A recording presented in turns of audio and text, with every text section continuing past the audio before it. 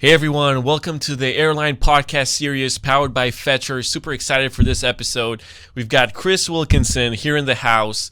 Super excited for this one. I've actually been waiting to do this episode for the last 2 weeks, and we finally get a chance to do it. So let me present Chris. Chris Wilkinson is the Vice President of Pricing and Revenue Management at Virgin Atlantic. Obviously a huge brand. He's boasting over 20 years of experience in the aviation industry. He has held various leadership roles at Virgin. Currently, Chris oversees Virgin Atlantic's pricing strategy and revenue management. As a key member of the executive team, he plays a pivotal role in shaping Virgin's revenue management strategy. Chris, thank you so much for being on the show. Thank you. Great to be here. So, I obviously learned a little bit about you, but, the audience that doesn't know what you do and where you come from, can you just put a few words about what you do, what's your position like for the people who don't know? Yeah, sure. I've been at Virgin over 20 years, as you said. I started off in finance, so many years in finance. A few years leading the network and alliances team, so where we fly and who we partner with. And then I was fortunate enough to got put in the revenue management team just before COVID hit, so nearly 5 years now. And me and my team work out exactly what prices we want to put into the market to try and maximize our revenue. That is amazing. So, from your role, what do you think, when you look at your role as a whole, what do you think are the key elements of that someone in your position needs to have to be successful in this position? Well, first and foremost, we need to make sure we deliver our revenue targets. So every year we set our plans out for exactly what we want to deliver and how that shapes into the overall company's finances. And then the biggest objective I've got for the year is to make sure that comes true. And so within that, the team are working on exactly what prices to put into the market, maximize revenue, whether we're chasing more volume, so more passengers on the flight, or we're trying to get the yields, the average amount of revenue that the average passenger's paying higher.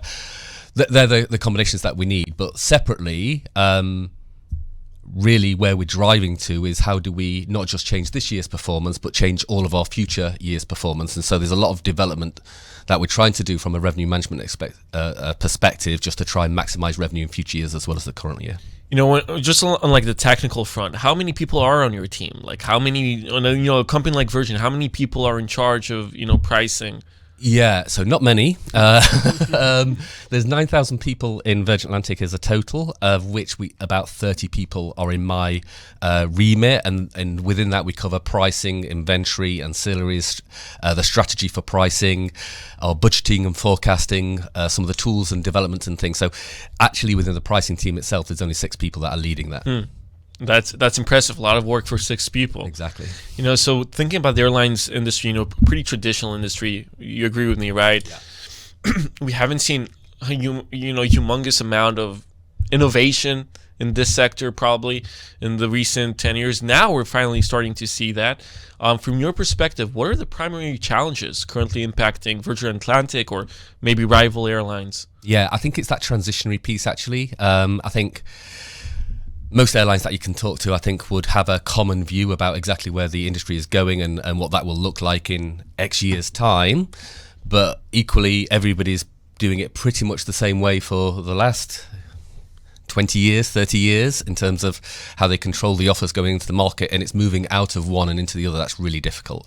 A lot of legacy processes that need to be adapted to cope with the new technology that's coming in.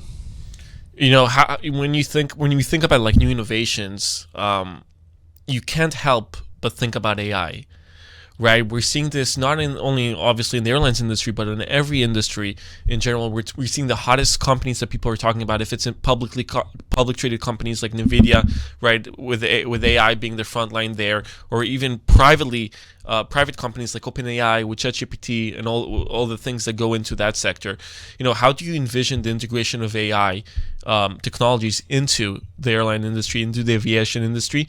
And with that being said, do you feel like that is a natural curve, a natural process of what the industry needs to go through?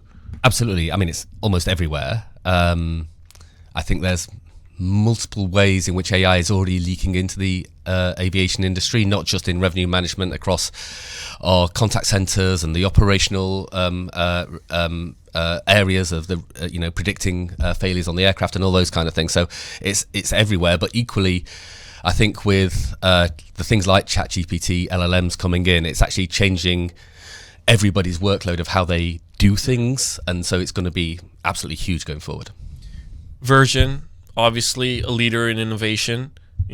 Started out with Richard Branson and with his record company and innovating that sector, and then innovating the airlines industry, fighting with British Airways. You know how it goes. There's many stories out there, and on almost every vertical, Virgin has been first, and if not the first, then the second or third to innovate in that category.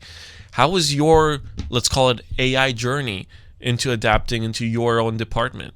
Yeah, I think that's an ethos for all the Virgin companies. It's the culture that we create. It's the environment that we operate within. So everybody's empowered to try and find new ways of developing and taking these big steps forward with the new innovations that come into the market, whether it's AI or anything else, whether it's on the product side. So, but equally, from our perspective, totally empowered to go and have a look at what was in the market, how we could do things differently than how we've done them before, to make proper step changes in our performance. And so, we've been looking at what solutions exist with AI, how it could supplement the processes that we already had in place, and how we made it better for our people to be able to deliver more with, the 5 to 30 people that we have in the department.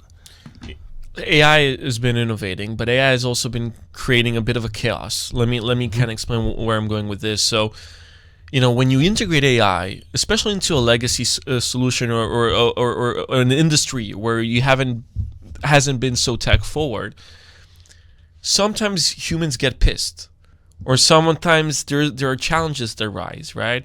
Sometimes humans say, "Wow, is this AI going to take my job? Can I fully trust this AI?" Especially with so many AI solutions being black box, where you don't really know why the AI came up with what it came up with. We're seeing that, by the way, with Google and Gemini and a lot of different other products that people are very, very, I wouldn't say reluctant, but maybe scared to trust. How did you and your team overcome those challenges? How do you guys start to trust and integrate AI through that? You could work in my team saying those things. It's, absolutely, it's definitely work in progress. It is a big thing. It's a big period of change. We are trying to communicate as effectively as we can. I don't see it as a threat to taking jobs away. This isn't about cost saving for us, but it does change how we do work. And I think our view is as an assistant, it's there to help you perform better, to be able to do more. But it's a lot of communication, but it is changing work, and so that's a change journey that we're trying to take people on. And some people are really excited, really forward looking, really wanting to be a part of the journey. Other people are perhaps a little bit more reserved, and exactly as they say, how do we know it's effective? How do we know it's doing the right things?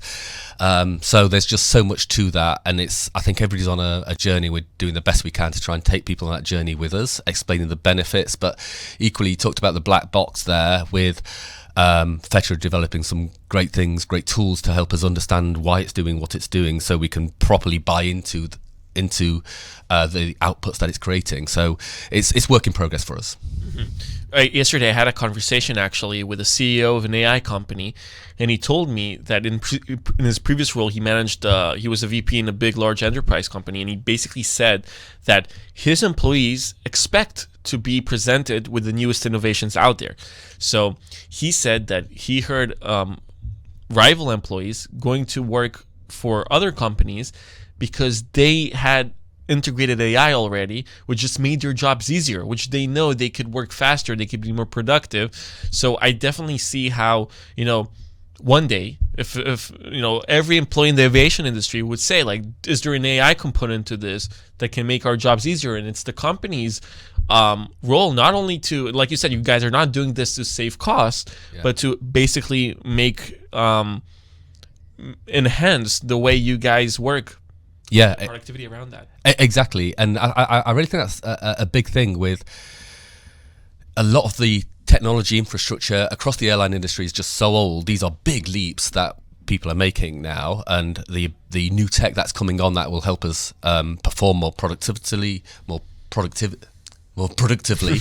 but also generate more revenue from it. And I think it is really exciting being as part of that, trying to move the industry forward, hoping that we're, way above average in terms of where we are now with our sophistication and utilization of new technology to do that. And exactly as you say, some people are really excited by it and think this is a great journey that we're on. You mentioned generating profits, increased profits. What are the KPIs and certain other measurements that you guys look for when you guys are integrating AI into your systems? Yeah, so when we did our proof of concept with Fetcherr, we were very keen on having a way to measure how much benefit it brought, because at the time it was a black box. It was just, and I think the way we've implemented Fetcherr is perhaps different than some of their other airline customers that they're working with. We have hardly any safeguards in place, and we allow a free run, so there's no human putting a step between the AI making a recommendation and going into the market, and instead we put our resource after the outputs have gone in to understand exactly why it did what it did, and we're not wanting to put any constraints in the way. We don't want to slow it down to any degree.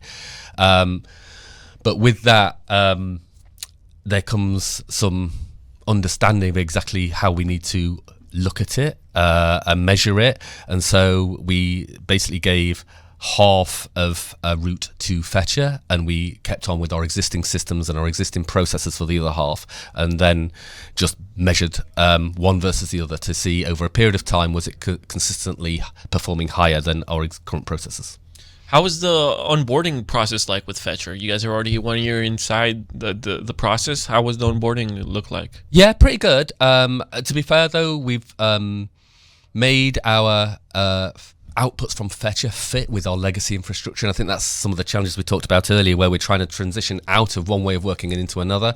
At the moment, the AI is giving outputs, but is being forced to be constrained back into a way that works with our existing systems and infrastructure. So it's onboarding was fairly painless from our side. There's plenty of work to get it done and live, but a lot of work on Fetcherr's side in terms of how to take the outputs of the AI and make it fit with how it needed to be able to, blend seamlessly into how we were already creating prices. AI is, usually the great thing about AI is the scale where it can learn from itself, right? Yeah. From the Q&A and kind of adjust, and to basically, when I'm looking at the ability to perform without constraints, which you mentioned earlier, you talked about it. Do you feel like Fetcherr's product really gives that feel where it keeps on getting better and better? Yeah, absolutely. That's definitely true. We've seen revenue performance even since the POC finished and we moved into production. We think we've seen the benefit from that actually grow over time. It's now harder to measure than it was before because we don't have an A versus B test. But absolutely, we think it keeps on learning. It's I think one of the core things around Fetcherr is the amount of data input it can put into the large market model to be able to understand all the different variables at play, whereas that's really difficult from a human perspective to understand every single variable, got multiple competitors all at different prices, to work out exactly what the perfect place is to be, where machine learning has able to see those patterns and really, on the fly, constantly, every day, putting new prices into the market that properly reflects the conditions at the time. In terms of like specific, obviously you can't mention specific numbers, but in terms of the field, do you feel like there is a direct profit uplift from integrating those type of softwares? Yes. No, tell me the numbers. No, I'm not going to tell you the number. We're quite happy with the amount of benefit large enough to be not subject to doubt in terms of, is it due to this factor or due to that factor? Is it just lucky? I think we feel comfortable that it's materially beneficial enough that there's no doubts. Amazing. In terms of, you guys, we talked earlier about how Virgin is almost the first front runner in innovation. But you are also, front runners in this specific niche, right? In the pricing niche, in airlines, in aviation. Where do you think the industry is going in the next 5 years? Like, what kind of adaptations are you seeing, or what kind of adjustments to other airlines have to adapt to basically compete? Yeah, well, I think everybody is moving in this direction. perhaps some slower in a more I'd say methodical way. You talked about the chaos before. I think that's a good word for it. It's wanting to be first, wanting to be move quickly. Comes with, well, it's not totally tried and tested. It's not that mature yet. There's some teething issues with getting it to where we want to. So, but we're willing to take those pains on just moving forward because we think there's so much benefit that can be gained from doing it. So, the whole industry is moving towards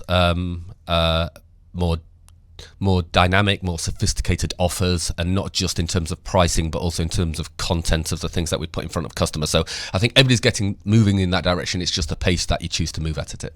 When you say content, what do you mean? So just bundling up different products. So whether we want to put in front of you, here's your flight, but here's the window seat that you like, or the extra legroom seat, or you want an extra piece of baggage, and just recognizing that customers have different needs and being able to tailor what we put in front of customer in initial shop to try and really be relevant to them in terms of offering what they actually want, rather than just here's a set of bundled products that we put in front of everybody.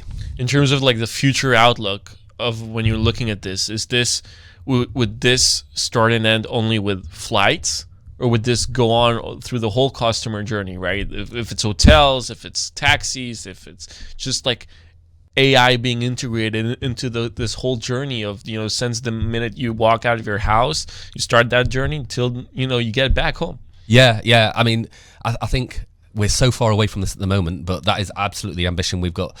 Our vision is to be the most loved travel company in the world, and that means it's not just about the flight, it's about everything you do, but that interactivity from things that are relevant to you, but carrying them on through the journey. So whether it's at the airport or on board or afterwards, that should all be totally seamless, and we know what kind of things you're in the market for, and trying to make your whole travel itinerary be as seamless and as relevant as possible.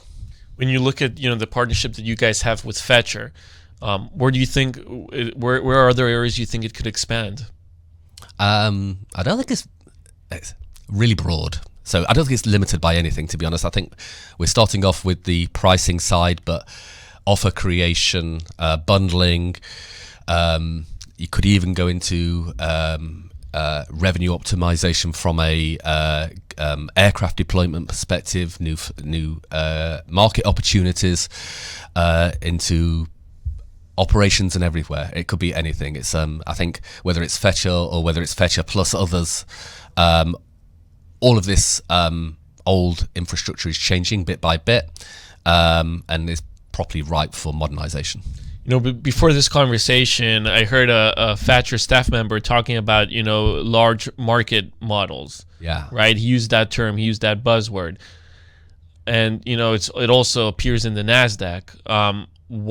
How is that connected to that? If you could explain to the audience. Yeah, well, I think if I just think about our old processes, where we are with how we used to run things, I think we buy lots of data from different places. So our competitors' price points, but also our own booked load factor positions. Is that higher or lower than last year? What's our average fare that we've been charging for this year, and how that's moving? Which channels are we selling through? There's so much information that we try and pass to some of our analysts, and have half an expectation that they're going to absorb all of those pieces and know exactly how important each of them are, and then do something with them in terms of putting the most appropriate fare into the market so we can maximize our revenue. I just think that's almost an impossible task, and it changes every day. And we've got, even for Virgin, 22,000 flights to manage, 2 different points of sale, multiple cabins.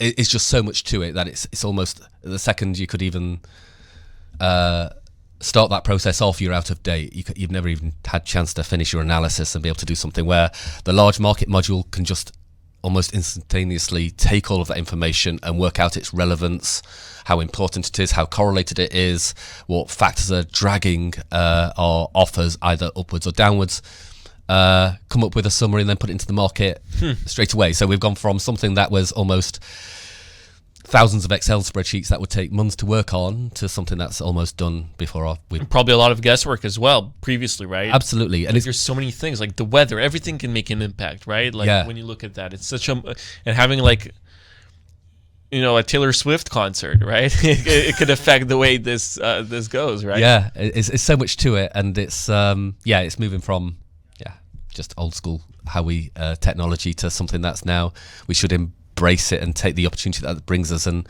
as I say, it's about reutilizing the team that we've got to be able to do more value adding activities, because now they can just take a oversight of exactly what the AI has done on our behalf. It's an assistant. So when I look at I look at what we mentioned earlier about like talking about black box compared to having more transparency. Fetcherr has an added ChatGPT interface where you can basically ask it questions and get the info. How has that helped with strategy and analysis for you guys? Yeah, it's so interesting because we started our journey with Fetcherr before I even knew about ChatGPT and LLMs, but it's such a cute way of being able to interpret exactly what's going on. And whilst we've got the explainability tool, which gives us the insight into why things are moving up or down, to have an LLM attached to it where we can do things in a more general way, look broader, but also interrogate our own data, which is taken us so long to do in the past. We're just asking simple questions about what's moved yesterday, and so we're really excited about what the opportunities that LLM attached to Fetcherr's, both our data within Fetcherr, but also what's Fetcherr, the AI, has done on our behalf is just it's amazing. Yeah, fetching your data with insights. yeah. So it properly is proper a change of work. Instead of spending hours doing pivot tables and researching data and trying to put uncorrelated things together into just impossible, into being able to just ask a question to a machine and it gave it an immediate answer. Is just Is there any specific specific problem or specific query that you asked that you remember that like you said, wow, like this has really helped like streamline this whole this really helped me get this answer very quickly. This previously would take me could take me hours. Yeah, well, I think some of that's coming. If I'm honest, I think we're waiting for looking forward to the next phase that's going to come out in June. For now, I think it's still really easy for us to get visibility on what the prices that Fetcherr have put into market are, but where it's going to get really powerful onto the next level is why it's done that and how does that contrast with how our competitors have moved, and that's the piece that's going to come next. So we're really excited about that next stage. There's an important thing that I think our audience needs to know. And I actually talk a lot about this, is that when you're dealing with B2B2C companies, right, like Version, where you guys are integrating, on the back end, so many solutions, AI, etc., it flags itself, it shows itself to the customer, to the end user. How, like, when you go into your workday, as a VP, is that your main objective? Do you always think about how will this interact with the end user at the end of the day? Yeah, I think we're very customer focused. It's really back to the bundling concept. It's really about how do we provide the things that our customers want. So there is the angle of trying to make sure that what we're doing here isn't harming anybody. We do get there are some small negatives that come with it. The prices are changing quite a lot. So I looked one day and it was at one price, and looked the next day and it's the other price. So I think we're very cognizant of exactly how it may appear to our customers and trying to make sure that it's not we're not losing trust along the journey. But prices move today without AI. Right. They just take huge steps. With one day it was $1,000, and the day after it's $2,000, and whereas now I think that's a lot more sophisticated. So it changes more regularly, but probably by lesser amount. And so it's actually, I think it's a benefit actually that we're moving by smaller increments, and the customer's got more trust in. It's not going to suddenly jump to something that was totally incredibly different than the day before. Do you feel like this whole notion of, algo trading and AI frequency pricing, do you think in the end of the day, once this software gets better and better, the customers would actually benefit more from that in terms of knowing that, well, there is a logical way of how this pricings are going compared to, I don't know, maybe, I don't know how it went before, if it was just like a clerk deciding, how to position those pricing. Do you feel like that will actually build more trust? I'd hope so. I'd hope it's I'd say that the offer will be more continuous. It'll be smaller steps and all that kind of stuff. I think it starts becoming normal, no different than how we now get tailored ads, and that's just become a normal thing. And I think it depends on your view, but some people may say, well, it's providing me products that are more relevant to me and all that kind of stuff than just some random thing that personal delivery optimization. Yeah, so we tried to make it closer to, this is what our customers want from us, a price point that reflects exactly the right things at the right time, a price that we think will convert, together with a selection of products all bundled together that is relevant to me. So I'm fully on board with that. Should take us closer to being that most loved travel company. Mm-hmm. Before we jump into the rapid fire questions, and by the way, you've been super wonderful with your time here. Can you mention if there's any other layers that you see on building blocks or layers throughout this Fetcherr version partnership? Layers from what angle? In terms of of pricing points, strategy, workflow optimization. Yeah. It's incredibly efficient. So, so every day, I mean, it runs like clockwork. So we've hardly got any human involvement at all. We put the humans behind the AI to understand what it's done and why it's done it, and to get comfort and how do we articulate it to other leaders or spread messages to the sales team to help them become more effective and all that kind of stuff. How does the inventory control look like? The inventory side, yeah. So I think, again, we're fairly unique with what we've done with Fetcherr there, where Fetcherr does influence our inventory. So it's not only choosing the offer to put in front of the customer simply. So that's including both the pricing and the inventory side. So we're moving as close as we can away from our legacy structures to be much more what the industry terms as offer creation in the future, and Fetcherr is acting as our offer engine to be able to create that. So it's choosing the price points to put in front of the customer throughout the journey. That's very innovating. Yeah, we're doing all automatic, by the way, right? Absolutely. Yeah, so all automated, and we're trying our hardest to get close to this future state while we're still living in this legacy infrastructure. So, going full circle, that's the hardest thing. It's adapting. How do we make it look like we want to look when we eventually get our tech stack to be a bit different than it is today, but still being stuck with it in the short term? And I think we've probably taken that pretty much as far as we can take it with Fetcherr in terms of designing that. Now, the rapid fire questions, which is probably my own personal favorite part of any. Nobody told me about any rapid fire questions. Let's test you, Chris. Let's see how you go. Okay. Feel free to nod it. No, you got it. Favorite book? Ooh. So many. And you need to be careful, because if it's not a Richard Branson book, they might do. Yes, Richard Branson. That's definitely top 5. But I would go for. I love Principles by Ray Dalio. Wow, that's a remarkable book. I love Flash Boys, just a story, and obviously quite relevant to this. How Google Works is a great book. So many. Wow, Principles is amazing. Yeah, right? Yeah, it makes you think properly about how to within an office environment, about how you can actually manage and lead rather than just offices can be quite I love the feedback loop where they, how do you, decide what your goal is, and then how you plan it, and then, when something happens, how do you adapt? Just a fantastic, fantastic book. Next question. Certain productivity hack. You're a busy person, right?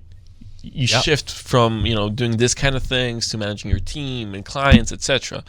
How is, do you have any productivity hack that kind of helps you run your day?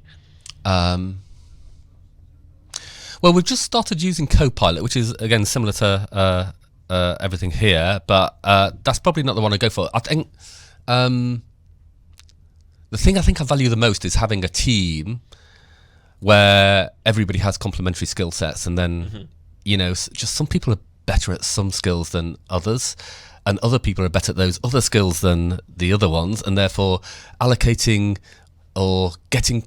And it's also the thing that people generally find enjoyable, doing the stuff that they're really good at and they're really productive at it, and then helping a team take advantage of that so that everybody's really productive is probably the biggest thing that's in my mind. There's lots of things I'm terrible at, but I've got a great team that can support me at doing it, but equally I've got some strengths that I can bring as well. So it's just utilizing people in the right way, I think. Everybody has stress, right? Some people are more affected by it than others, but every high performer has to deal with a certain amount of stress and chaos, right? How do you deal with that? Is there anything specific that you do? It could be like a mindfulness activity or yoga or, I don't know, reading or just spending time with the family. What do you use to relax? Yeah, I like to hit a golf ball as hard as I can. Oh, golf. But generally, I think I just work for a great company where actually I appreciate some stress is productive and helps people, but it can get overbearing. I think Virgin is great at getting the balance right. And just, there's times when you've, you're under pressure, you've got to deliver, got to hit the goals, all that kind of stuff.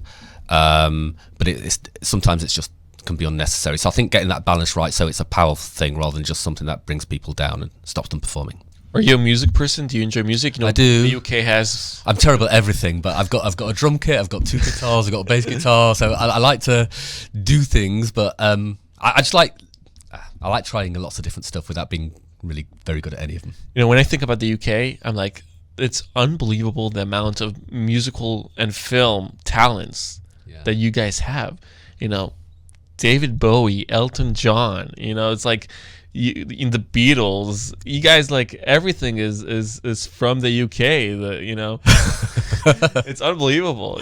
I don't know how that happens. Sex Pistols, which were a version, Virgin, right? So, like, wow, like, what's your favorite, like, musician or artist? Oh, wow, I'm a bit of an old rocker, if I'm honest about it. I've just come back from Barcelona, where we specifically went to see a band from the 80s that we liked.